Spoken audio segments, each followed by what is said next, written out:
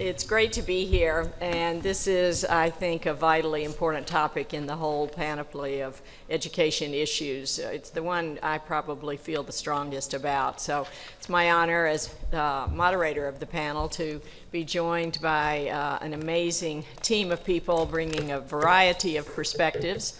So I'm Marguerite Kondracki, Senior Advisor to America's Promise Alliance, recently retired as CEO. I was also a co-founder of Bright Horizons Family Solutions, so I have spent my career on issues of children and families, but care especially deeply about the issue of early learning. I am going to invite our panelists to briefly introduce themselves with like one sentence of who you are, who you represent, and then I'll circle back with one more sentence I will ask of you. But first, just a quick introduction of who you are and who you represent. Governor. I'm Bev Perdue. I'm the former governor of North Carolina. I'm currently at the Kennedy School teaching, and I represent all of the young children around the country and world who really do want more ed tech available to them for their learning and creativity. Diana. Diana Rauner, President of the Ounce Prevention Fund, a public-private partnership based in Chicago and promoting high-quality early education and support for parents and families across the country. My name is Steve Swad. I'm the CEO of Rosetta Stone, a company whose mission is to teach through technology and make the world a better place. I'm Nancy McIntyre. I'm the CEO and founder of a company called Fingerprint. We're a mobile learning and play network that really unites kids and their grown-ups, both parents and teachers. So we will definitely, in the course of our conversation, Nancy, have a chance to talk about technology for the little ones. So Thank you for being part of the panel, as well as you, Steve, speaking specifically to technology. And I know Bev and Diana care deeply about that as well. Now let me ask you to say, more philosophically, why early learning is a critical topic for the thought leaders in education today. So, start at the other end this time. Nancy. Look, I'm not an academic or a politician, but logic says that if you give kids a great start, they're going to become healthy, happy, successful members of our society. So, I've spent my entire career focusing on, building a love of learning from the very beginning. And I want to get kids a good start, have them do well in school and do well as citizens. And I think there's economic as well as just society benefits to that. Good. Steve. I have 3 words: emotional, biological, and economical. Emotional, a child wants help. You say, I'll help.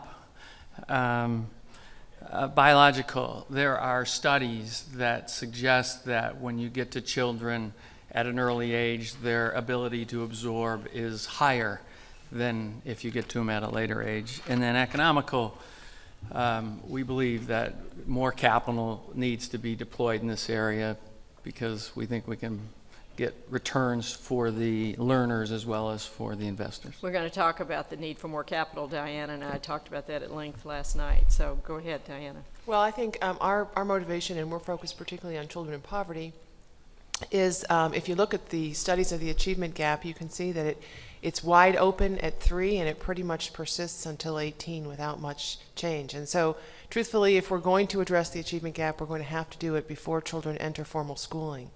And that's, we think, the reason for much greater investment in early education. Early childhood is the difference maker. I really believe that around the country and around the world. And it's the difference maker for all kids. If you're disadvantaged or underprivileged, underserved, and you have a high quality academic technology embedded preschool experience as early as age about 6 months, starting there. Some great work is being done in really early childhood. That helps lift the individual who might otherwise not be able to compete. But it also then levels the playing field when the child enters a traditional or non-traditional public kindergarten or private kindergarten, because you don't have the kids who are the have-nots any longer in a class, because they've all had quality, fairly obviously public-funded or privately funded daycare experiences. I think it's just counterintuitive to us that our policymakers still don't understand the clear reason for that investment And I was delighted that the president joined a group of us who believe strongly in early childhood education to support in his State of the Union a fairly robust program throughout the country.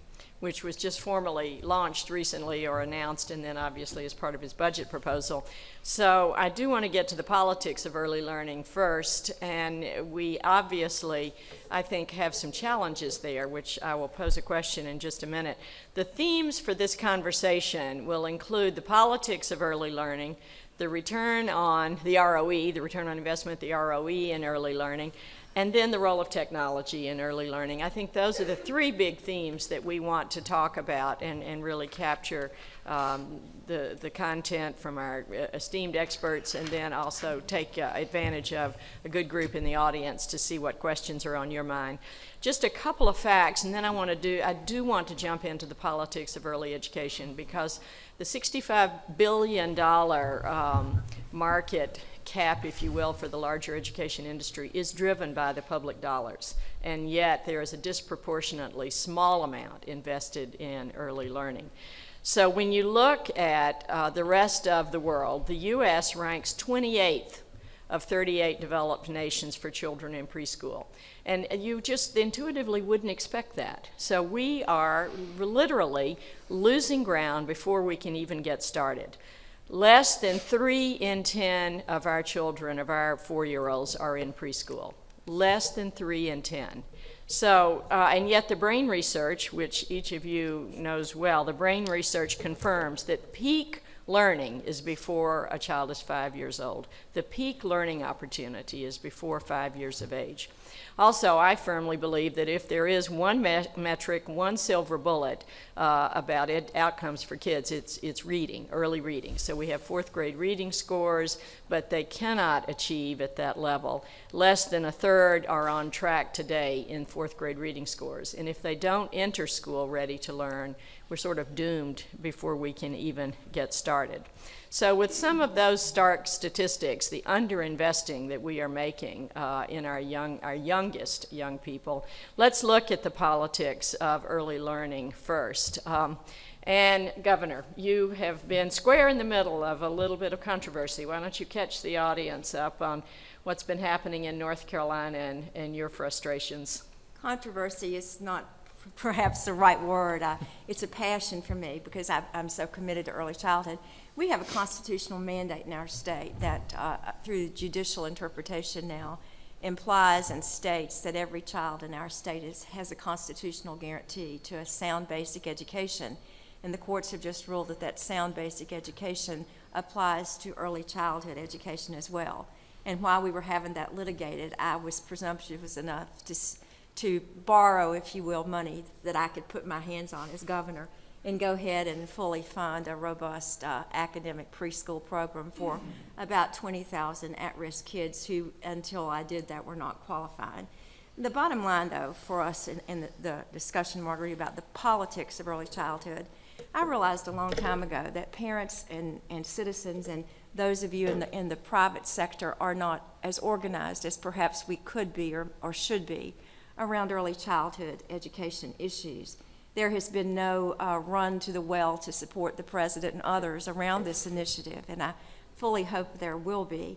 We perhaps need to organize an AARP of little people and can create a lobby that's robust and that will stand up for the issues, because clearly you've got 5 of us, and I would bet every one of you in the audience who believe strongly in the benefits, the return on investment for early education. The other thing that I will be bold enough to say is that I believe one of the concerns that I've heard voiced in my state and around the country with other governors continues to be the impact or the erosion in some folks' mind as to the state, if you will, coming into the home and taking out Johnny or Susie from the protective wings of mom and daddy and grandmom and granddaddy when he or she is 1 or 2 or 3, and embedding him with a whole set of perhaps beliefs that frighten people. Now, we know that doesn't go on in early childhood.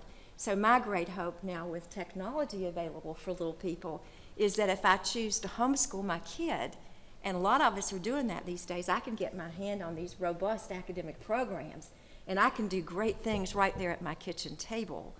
that's where my advocacy is headed in this new period of my life.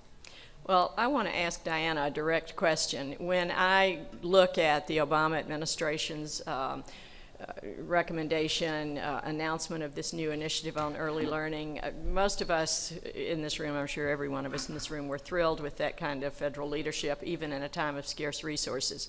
But then, boom, right away, the Wall Street Journal begins to opine against it. And they cite Head Start and the problems with Head Start, and they minimize the value of Head Start as the reason to not support early learning initiatives by the federal government.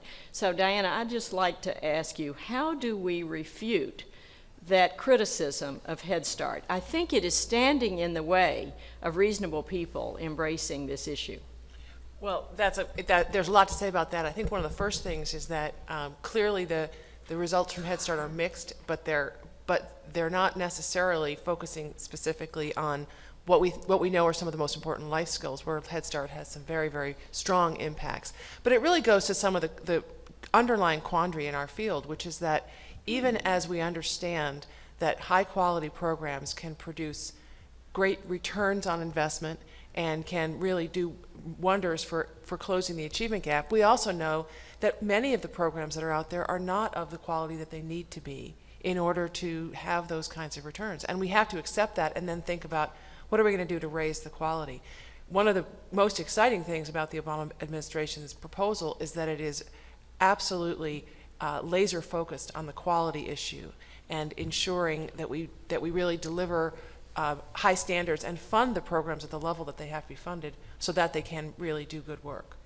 And part of the challenge with Head Start versus traditional school is that Head Start has a huge piece of parent involvement, which is not continued when the kids get to regular school. So I underscore your point that I think the absence of inviting parents to be more involved and getting the parents engaged more directly in the child's education does give you that tail off sometimes.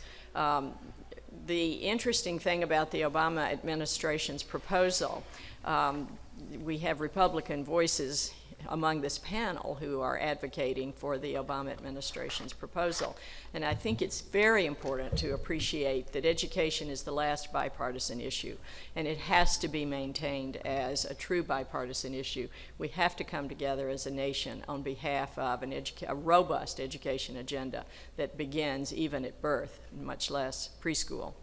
So moving on down the line, Steve, Nancy, you're less directly involved in the politics, but your thoughts and comments on why the public wouldn't rally to this issue with great enthusiasm and you know, marching on the Capitol. We must have our young people be ready to school. Your thoughts? Yeah, I mean, look, help us lead this revolution. You know, I think there's sort of three main things. I mean, the first is the obvious one, money. That, you know, just as a sort of casual observer, I think there's a lot of just concern about waste and overspending, and this may just be another government program. So I think that's one main thing. But fundamentally, many people believe that preschool is essentially babysitting. You know, you ask them what they want preschool their child to learn, and a lot of it is social skills or somewhere for them to go while I'm working and that sort of thing. And I do agree that the quality of the education and better pay for teachers and getting a better overall quality experience could go a long way towards solving that problem. And then the third piece does relate to, you know, values and thoughts around education, which is that, you know, parents of preschoolers, in our experience, really think quite differently about what they want their child to be learning. In some cases, parents think that it's all about, you know, inspiring creativity for a 4-year-old or a 3-year-old. Others think they need to learn their ABCs or 1, 2, 3s. Others are concerned about them learning to code or learning, you know, Mandarin. And I mean, it's really radically different. And I mean, I we've had 250 apps submitted from preschool app developers in the last 90 days across a wildly divergent range of subjects, because that's the way the public thinks about what's important for preschoolers. So I think all these things sort of come together to inform people's opinions and biases about preschool. Steve, comments? I feel like a babe in the woods among this group on this topic, but my instincts would suggest maybe the development of some proof points and then the celebration of wins as the way you start to get momentum. And I think you're right, and there's a challenge in education anyway. What are the right metrics in terms of outcomes? But I know, Diana, you've put some thought into the issue of outcomes, and Steve tossed you that softball. What would you have to say? Well, I absolutely agree with you that I think that the development of proof points is really important, and that's a deep part of our work. I think as well we do have to think about what the right outcomes are. It's interesting, across the education spectrum, I think we're becoming more appreciative of the range of skills that students need, that content, ABCs, and even Mandarin or even coding are actually content knowledge that's useful, but really what seems to be the most important ongoing self-generating asset are a set of skills that have to do with executive function, with persistence and motivation, with the ability to collaborate and work with other people, communication. Those are skills that are necessary throughout education and throughout life, and it's pretty clear from most of the Head Start research and other intervention research that those are the things that actually provide huge returns on investment. It's true for college readiness, high school readiness as well. We don't spend as much time thinking about that in K-12 education as frankly we should.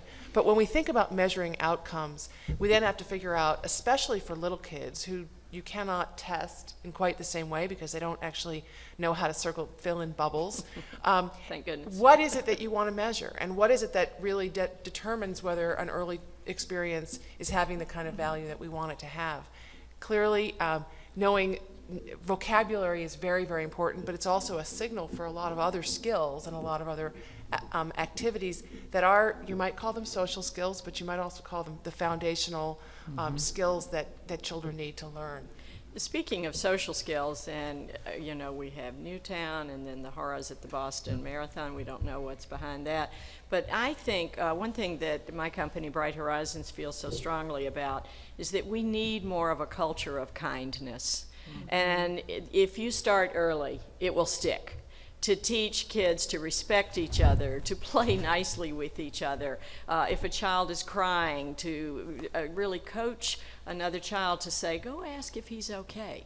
A culture of kindness, a culture of respect. In the days of bullying and gun violence and the problems we're seeing in the public schools, many kids don't get that at home, and we're not trying to supplant or replace parents, but research does show that even if the home is dysfunctional, a meaningful caregiver relationship and a good social emotional experience in those early years can really create a strong, resilient young person who can be successful. I have so many critics who throw up their hands and say, how do you fix the parents? It's the fault of the home, so we're not even going to start. Why try? Why bother? And that's no excuse for those young people who were born innocent and didn't ask what zip code to be born in. So for me, it's twice the reason to really invest in quality preschool. And I think we do have a crisis in quality. Diana, did you want to interrupt? I did want to just add Always. Feel free to on the interrupt. violence issue, because home visiting, which is an early childhood program that really targets families, so it's in the home and it begins sometimes even before birth. These are programs that are really two-generation programs designed to help parents understand how to be effective parents, how to be both from a cognitive but also in developmental perspective, how to do appropriate things. But these programs have very, very robust returns on violence and on juvenile justice. And certainly in Chicago, where we're facing an epidemic of child violence, we are very, very aware that those issues have to be addressed really from the very beginning. So I would also, and I would add as well, the parent development piece of early childhood Yes. is an an unexplored and very, very fertile territory for I know. advances. Jeff Canada, the founder of Harlem Children's Zone, had put in place a range of programs, and then he realized he had to also include the parents. So, Steve, we look at English language learners, literacy issues, and a lot of this is about teaching the parent to interact with the child as well as teaching the child. No, there's a story. I didn't want to derail the conversation, but you fed me something I'm going to now derail or take it a little bit different. We had a little boy in Korea that an English little girl and mom moved next to him, and she called Rosetta Stone and said, "Hey, we moved in next to this Korean boy, and my little girl's having trouble communicating. Could you help us with English?" And we said yes. And so we, of course, sent camera crews and as well as our tablets and software and began to teach this boy English. And not only did he learn English, but what was more significant to me, and you could see it with the film, is the before and after of the little boy's confidence. So the early shots and videos, he was internal, shoulders in, no confidence. And this little girl, by the way, was very charming and very outgoing and was just running circles around this little boy. And 6, 8, 9 months, I don't know what the time frame was, the boy starts speaking English, which is fine. But I think more importantly, confidence level, the stature of this little boy was so much stronger than when we started. And it said a little bit of what you were talking about to me. You may have an outcome that is English in my story's example, but I actually think the confidence, the change in confidence is the way I'd measure the outcome. And so I think if you create the right situation, you can get benefits well in excess of what you set out to do. Yeah, rather than just that pure Yeah. metric of did they learn English. Yep. And Nancy, I want to bring you in at this point because the interaction to me is the power. You had a family interested. Steve, you had the opportunity for the byplay there with the little girl. And so it's the human interaction, the caregiver or the parent, that I think underscores the value of technology as a tool. At Bright Horizons, no live television because it's too easy to just park people in front of a screen. But an app can be part with a child and part with the child alone. The use of technology engaging an adult with that child, to me, is the real power. So, Nancy, would you like to speak to the role of technology in early learning, which is a major topic we want to be sure to delve into? Yeah, I think sort of at the highest level, the interesting part about tablets are that they're, in a way, modern day board game because it can be a shared experience between two kids, between multiple members of the family, or it could be experienced alone.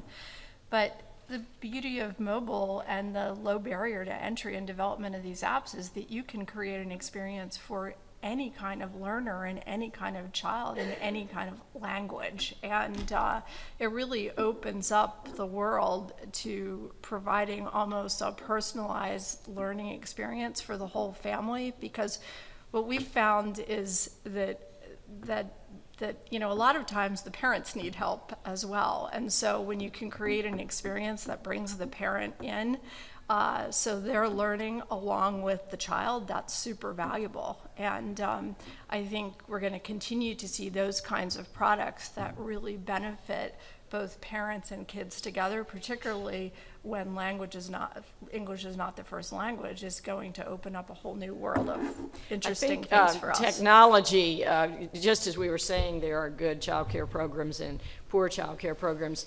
There's good technology that engages effectively, and there's technology that you wish were not available.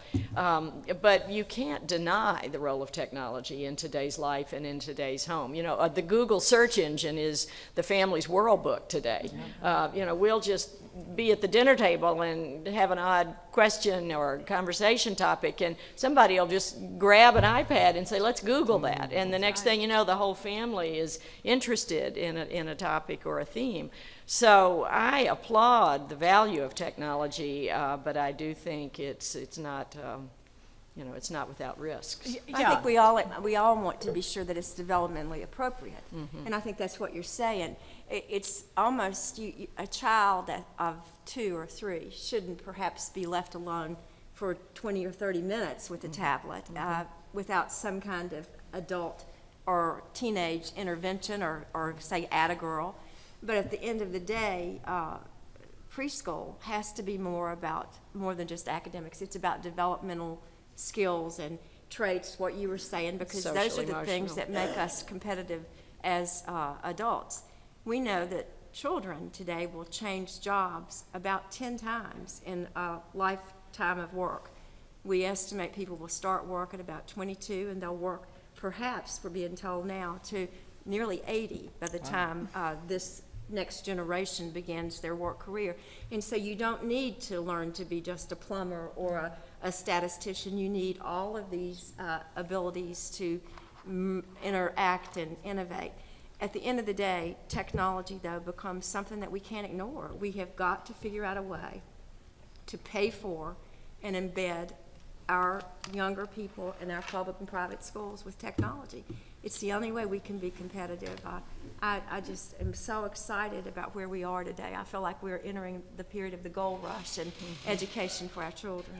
But the most important point I want to underscore, I had a first grade teacher that I admired greatly and had won some teaching awards. And I said, what's the thing you most want your new first graders to have? What character trait, what capacity, what expertise? And she said, number 1 is resilience. Right. Right. And the ability to try things, get discouraged, bounce back, resilience, she said, is the number 1 skill that will guarantee success in school and in life. And that, to me, is back to this developmentally appropriate, social emotional issues, the power of a quality preschool experience.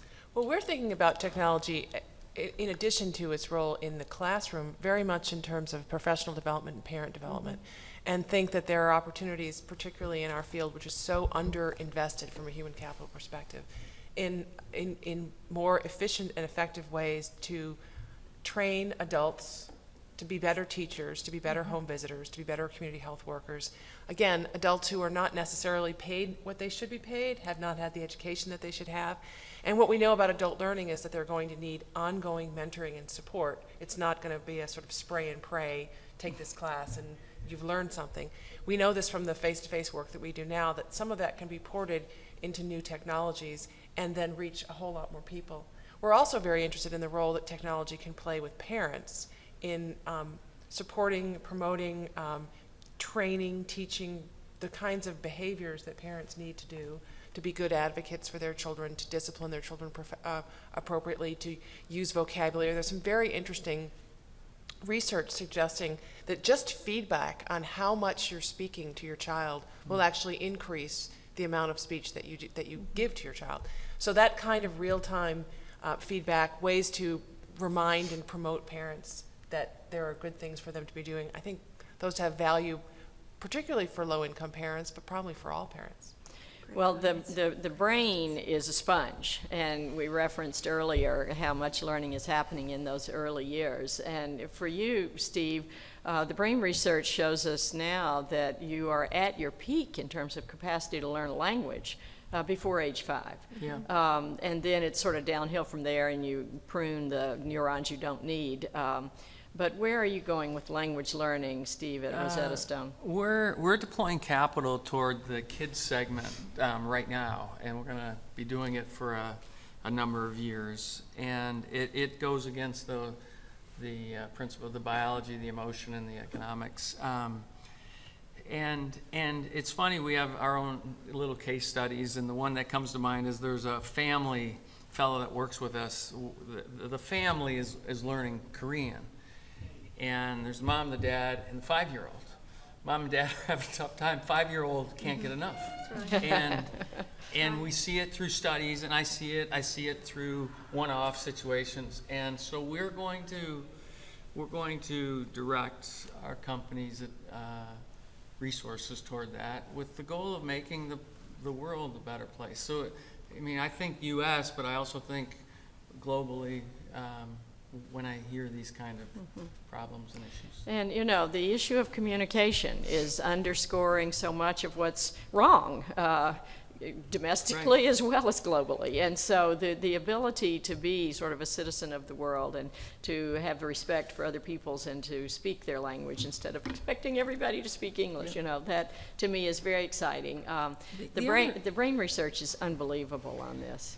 I wanted to make just some relatively obvious points on technology, that the tablets are more engaging today than any technology has ever been. So compare this to a TV, where a TV was one way.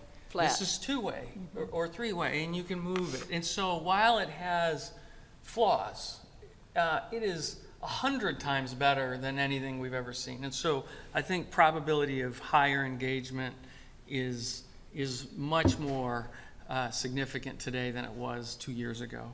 And they learn resilience, you know, Yeah. there's cut the rope and swampy and, you know, The you have to start over. the second thing that is equally important but subtle is it's mobile. That, you know, this is more mobile than that, but both are mobile. And so the idea, especially with children, that you 15-minute snippets, you know, is it just do an app, just do something. An airplane ride to Boston. Yeah. Oh, goodness, yes. And then the last, and also important, is ability to scale. That, and a story comes to mind, it happens to be in Colombia. We had 300,000 people that we were teaching at once. And the person in charge of the group said, can you go to 1 million? And I said, yeah. And they said, when? Tomorrow. I mean, so you could triple your impact. Yeah. You quadruple in no time. And so to me, the idea of engagement plus mobility plus scalability is meaningful. And so the probability of making a significant impact is quite high. And scale is important. You know, childcare and early learning is the most fragmented aspect of our education system. It has been a patchwork system at best. It includes informal arrangements, some state-funded, some private sector, and it's patchwork at best. And then there's the issue of quality. So, you know, the crisis in quality to me is very real. People have to understand what quality represents. There are finally, like we have Common Core standards, there are finally state standards now for early learning. But only 5 states meet the pre-K quality standards with the work that they do through their state-financed programs. Actually, 48 states have adopted the early learning standards, so that's step one. It's funny, the 2 states that have not adopted, California and Ohio. And I'm not sure what that's about, but that seems a little bit odd to me, you know. One would have expected Alaska, you know, the last frontier or something like that. Those are the ones that were slower on Common Core. But the caliber of teachers, the ratios, the developmentally appropriate curriculum, you know, there are some huge gaps in what kids are getting. And, you know, maybe just as Mike Moe's presentation on revolution, you know, maybe technology will begin to play a larger and larger role in bridging the gap in terms of quality if, and this is the big if, we can get to the parents. Because it's the interaction that I think is the piece that's so critical for the young kids. So issues of quality go together with issues of scale. Educare and the work that you lead in Chicago is the gold standard for quality child care. I'd like to think most of the Bright Horizons Center represent the gold standard, but they can only touch a fraction of kids. Exactly, and clearly getting to scale with quality practices is the holy grail of early childhood education, and how we do that in a way that that recognizes the reality. We have a field where I think the research now says 92% of infant toddler programs are of poor quality.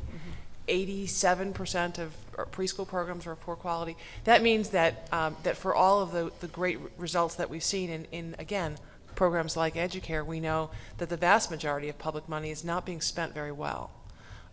So how we begin to train these underpaid workers and figure out assessment measures, again, using every bit of technology that we can to make it as easy and as mobile to demonstrate quality and teach quality and promote quality, that is the holy grail, and the way that I think technology can be most valuable in our And the field. challenges are even deeper than that if you come to the level of a state or a city, because we can have this wonderful, robust discussion here, but somewhere in Chicago, there is perhaps a woman or a man who's in charge of buying the content for next fall's kindergarten class or this summer's pre-3 class, and that person doesn't have a clue what to purchase. Right. And Myra Best, who's with me, we've stood up an institute around digital learning because there doesn't seem to be a way, and I see a lot of startup, a lot of apps over the years and see them now. And many of the folks who are developing these great apps for education have never talked to a teacher. They don't have a clue about the learning ability or the child's developmental skill set. So it seems to me like for those of us who are in positions to really make a difference nationally, not internationally, but nationally, that we would really be mindful of the fact that somewhere there has to be a way to remember that what's developed and appears on Leapfrog or LeapPad or Rosetta Stone or wherever, whatever appliance it is, ends up in somebody's classroom or in somebody's home. And we have to be sure that the transition from idea to individual child is a healthy, important one that has all the educational principles around it. I think it's just something that we haven't done a lot of research in and haven't thought a great deal about. Let me circle back to the politics of this issue and then open it up to the audience. Nationally, we talked about less than 3 in 10 kids have 3 in 10 4-year-olds have preschool, and that doesn't even speak to the quality. But then, in a time of scarce resources, we are seeing states pull back, and you were challenged in North Carolina. Arizona has completely dropped their state-funded preschool program. So now 11 states have no state program. So in a time of scarce resources, we are losing ground. And I think it is simply because there are no built-in advocates. We don't have the AARP for the young people. So in times of federal and state budget crisis, we do not have the advocates. On the plus side, 31 states do have some legislation pending or gubernatorial initiatives pending. Even Alabama, the governor has put forward a potential piece of legislation that would mandate every 4-year-old would have a state-funded child care program. But 19 states have nothing pending, so we don't even know what'll pass among the 31. 19 states have nothing pending. Many states indeed are retreating. So I do think that the opportunity here has to be public, private, community. The patchwork is what we've inherited, and it must continue. And I think we cannot expect the public dollar to be the whole answer. So I think what we have to find is a way to lift up, consolidate, integrate, but promote public-private partnerships. I also worry about working families. You know, the 2 to 3 hour preschool program does nothing for a working family. And here again, I think that we have a political challenge. But here again, I think we're going to have a public-private type partnership system that will address the needs and will speak to the issues that these working families face. So before we open it up, let me invite comments on any of these topics that we've touched on most recently, or any quick notes you want to be sure we talk about. Well, I wanted to just comment on the child care early education quandary, because it really does go beyond a question of universal child preschool for 4-year-olds, which which does produce some very nice immediate results, but doesn't address some of the longer range questions about how children develop those very important skills of self-regulation. And certainly from the most children who are coming from some of the most chaotic environments, 4 is way too late. And we know that that high quality early learning programs beginning at birth are very, very important for those kinds of children. And clearly how this integrates into a system that serves all families, both the lowest income but also middle class families that often have terrible trouble finding high quality childcare, is very, very important. We haven't figured that out as a country, and I think there is deep ambivalence about that. And the question of whether it's other people's children or all of our children, I think, is a big part of that frame. Yeah, and that's, the my side greeting, how are the children? They are all our children, and if our children are doing just fine, the next neighbor's child might not be, and they are all our children. Other comments from the group?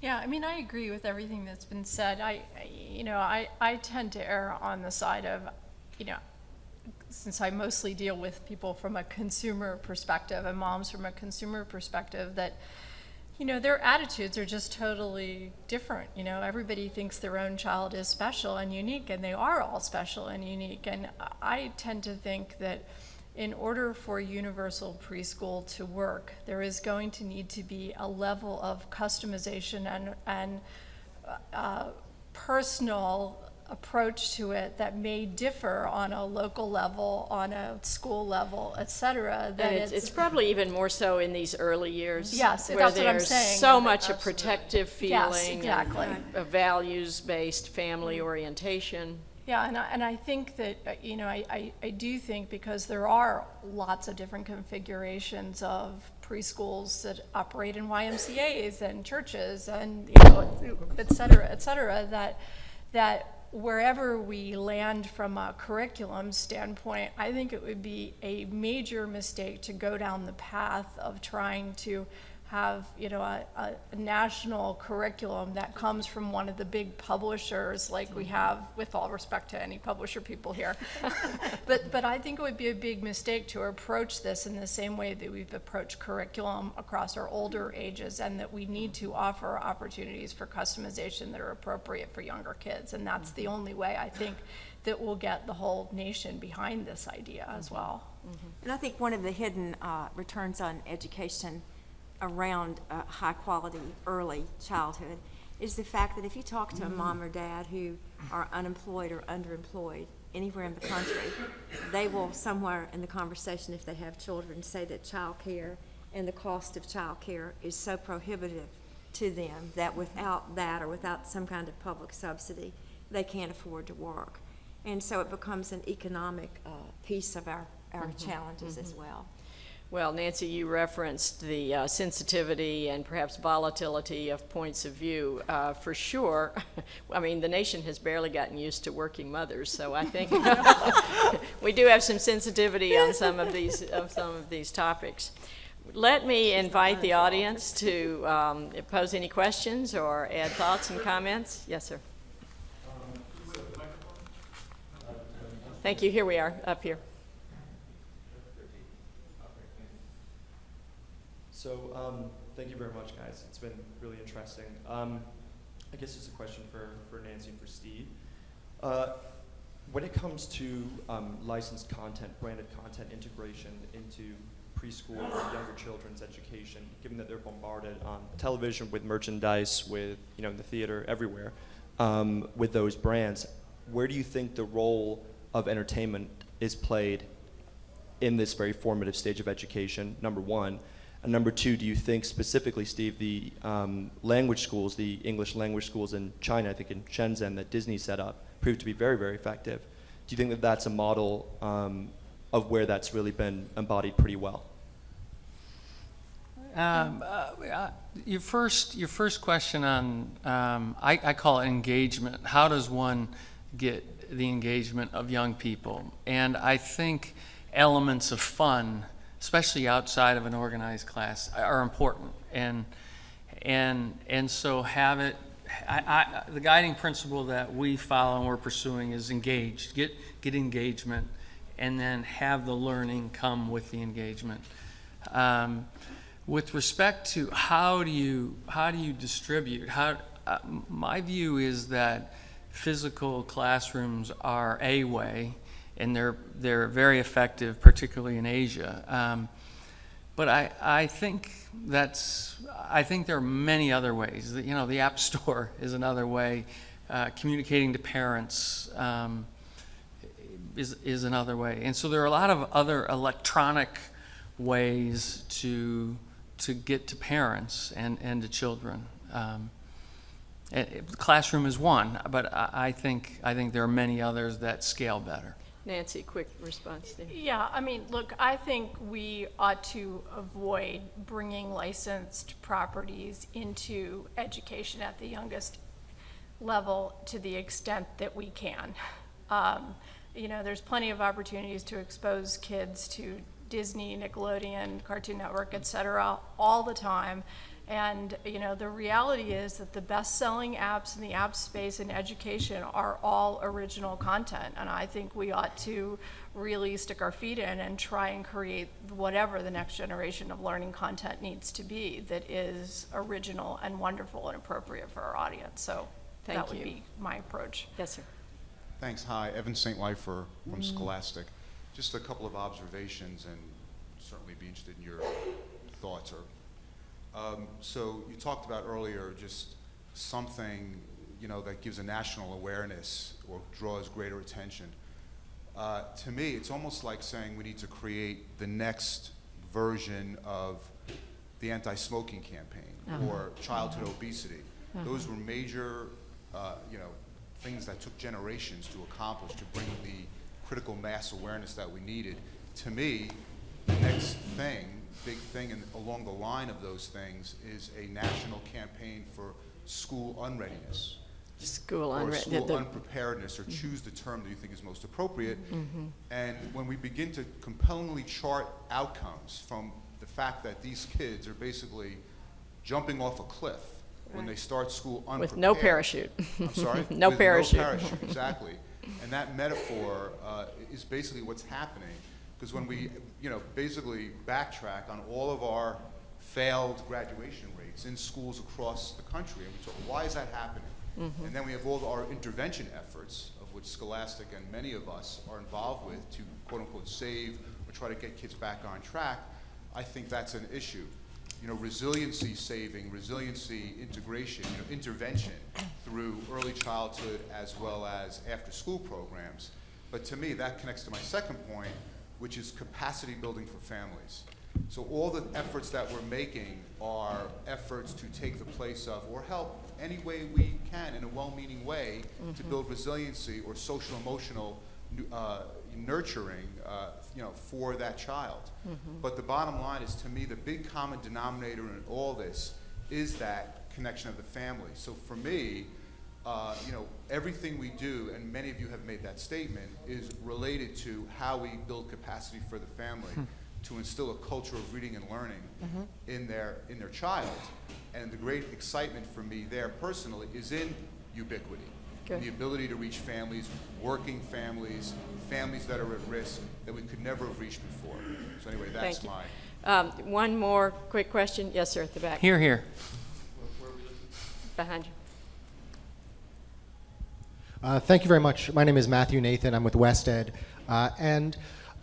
My question, I guess, is one is around sort of the birth, technology for birth through two. I mean, we're talking about sort of using, apps for babies and toddlers, but there are, the American Pediatric Association says we should limit screen time for those children. So I guess what advice would you have to help us developers sort of think about sort of balancing what we think the power of technology can be in early childhood, and also kind of the, what some research tells us about the importance of physical communication. I want to quickly reference a very, very important article that was in The Atlantic. It's in the current issue, I believe, and it is about the use of touchscreen technology with infants and toddlers.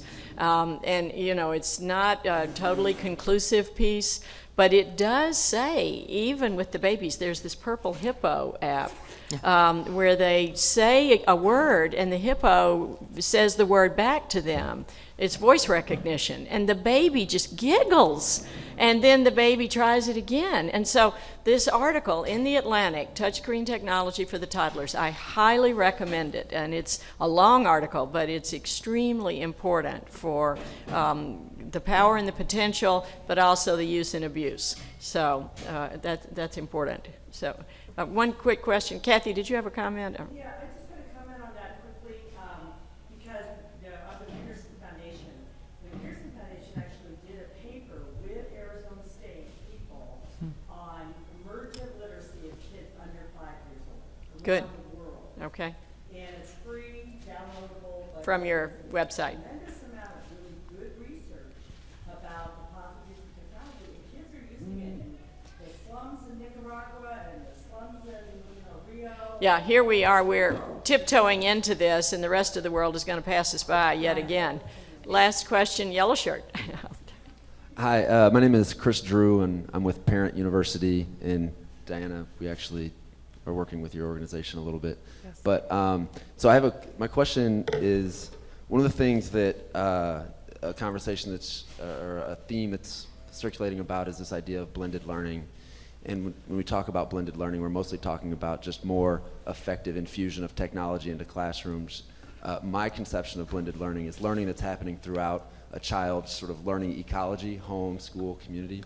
And one of the I'm not going to express this as a concern, but more put this to you guys as a question. It feels like there's this assumption that either parents don't care or don't want to be involved, and that we need to have the parents outsource their child's development to universal preschool as opposed to empowering parents to be more involved in the home. So I'll just kind of leave it at that and just kind of have you respond to that. I think we do want to remember that the parent, for the most part, really does want to do the right thing by their child and just needs some coaching sometimes. Diana. Well, we're also we're in a full employment society, so parents have to work. We don't have a structure that allows them not to work. So I would agree with you absolutely, Chris, that I think what we really want to talk about is the assumption that every parent loves her child or his child and wants to do the best for him. That may or may not be something that they know how to do based on their own experiences. Sadly, we all parent as we were parented, unless we've very, very intentionally coached to do otherwise. And for some parents who have had really disruptive and unpleasant childhoods, that means that they don't have the resources and the experiences to bring into the parenting.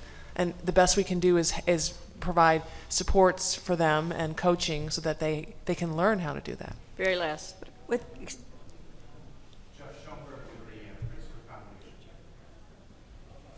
Jeff Schoenberg with the Pritzker Foundation. We've seen in education. A great leader in early childhood. Thank you. We've seen in education reform how charter schools create pressure in the markets that in turn drive the politics and the policies in education reform. How do we use the market to drive the politics for early learning?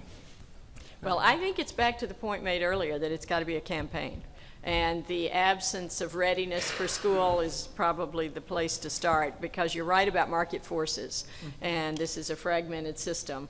And the capacity for a campaign, raising awareness, and then demanding better for every child is the best hope we have. But then for charter and for homeschoolers, again, look at those numbers. They're increasing all over the country. I continue to believe that we've got to have a way that folks in those systems can access some of the content that's available in the public system. I think the taxpayer should feel obligated to do that to some child who is in a non-public system. And then we need to be sure that there are ways to have some standards around homeschool graduation and charter graduation. Now, in North Carolina, we hold the charter student to the same accountability standards as we do the public school. And if those standards aren't met, we jerk the charter, although we believe now in wide open charters in our state. Last comment, Well, Diana. I was just going to say that I think the charters have also, what they've been able to do is create proof points. They've been able to demonstrate that poor children can learn and high quality education can make a difference. And so developing proof points with the great help of the Pritzker Foundation and others has been a big part of our work in the Educare Learning Network. I also want to say that and give a little bit of a shout out to what the administration has already done in early childhood with the Early Learning Challenge.